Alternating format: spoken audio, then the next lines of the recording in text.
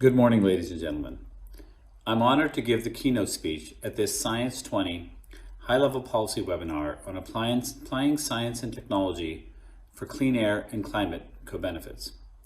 I'd like to begin by thanking the Indonesian Academy of Sciences, headed by Professor Satrio Banjogoro, for organizing this webinar in collaboration with the Asian Development Bank and Clean Air Asia, a knowledge partner of ADB on air pollution and climate change mitigation across Asia. We also have the pleasure of welcoming Dr. Zhang Shikui, board member of Clean Air Asia, who will deliver our special address. In addition, we have a number of eminent moderators and panelists who will be sharing knowledge amongst Asian countries on actions to improve air quality and lower carbon emissions, and who will be discussing the importance of leveraging a robust data framework for developing sound, clean air and low carbon policies, and who will also talk to us about the importance of scaling up clean technology through public-private collaboration. Before we hear from Dr. Zhang, let me first take this opportunity to share my observations on applying science and technology for clean air and climate co-benefits, as countries in Asia and the Pacific focus on rebuilding their economies in the wake of the COVID-19 pandemic. The Asia-Pacific region is home to countries that are most vulnerable globally to climate change, with over 60% of our populations working in sectors most at risk from climate change impact. In addition, the region produces over 50% of global greenhouse gas emissions. Hence, whether the battle against climate change will be won or lost will depend greatly on Asia's climate actions, and it is Asia, more than other regions of the world, that will bear the consequences of these actions. This region suffers from severe air pollution, which has resulted in significant negative health and economic effects. According to the United Nations Environmental Program, 4 billion people, 92% of those in Asia and the Pacific, are exposed to air pollution levels that put their health in danger. The cost of health damage from fine particulate matter pollution, both ambient and household air pollution, is equivalent to a number approaching 10% of GDP in East Asia and the Pacific and exceeding 10% in South Asia. The G20, under the Indonesian presidency, aims to develop concrete action plans so that we advance the cause of a green, inclusive, resilient, and sustainable global economic recovery after the COVID-19 pandemic. For the countries of our region, rebuilding sustainable economies requires science-based solutions to reduce air pollution and greenhouse gas emissions, while also ensuring a just transition. While improving air quality results in multiple benefits to society, foremost of which, of course, is saving human life, protecting the health of women, children, and those with co-morbidities, generating green jobs, and promoting economic growth, I would also like to highlight climate change mitigation as a co-benefit to air pollution reduction, as well as, of course, vice versa. Because of their interconnectedness, actions that address both climate change and air pollution could deliver significant co-benefits to help countries meet sustainable development goals.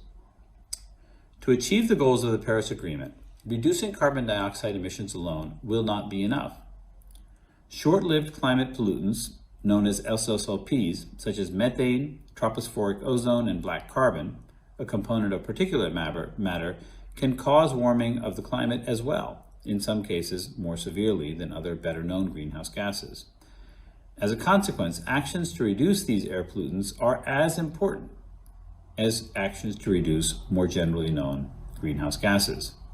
UNEP estimates that action on SLCPs could lead to the avoidance of 2.4 million premature deaths annually and avoid crop losses of 52 million tons a year. In addition, addressing these dangerous gases could help curb climate change by as much as 0.5 degrees Celsius. ADB experience in air quality management in the Beijing-Tianjin-Hebei region of the People's Republic of China and in Ulaanbaatar, Mongolia, provide important insights, but in addition, they also indicate that effective policies to reduce air pollution and GHG emissions must be based on robust scientific data and on cutting-edge technology solutions.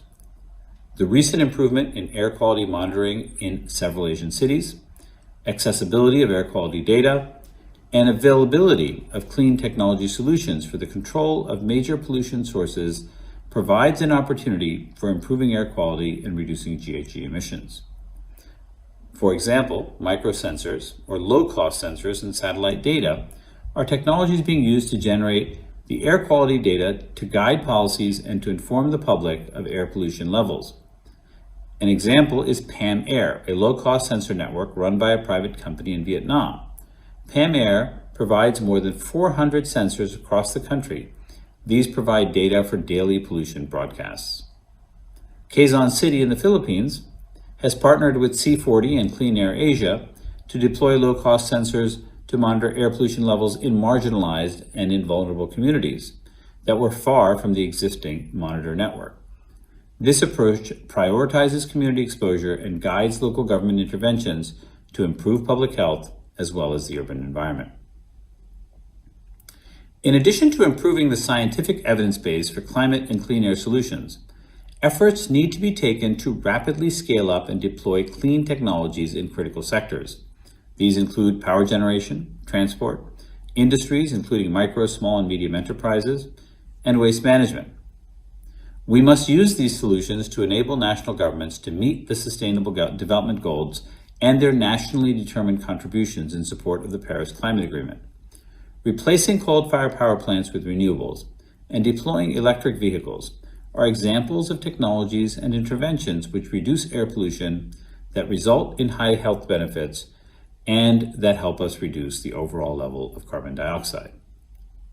Together with the international community, ADB is putting in place several projects and initiatives to scale up implementation of clean technology solutions that help reduce air pollution and mitigate climate damage in Asia.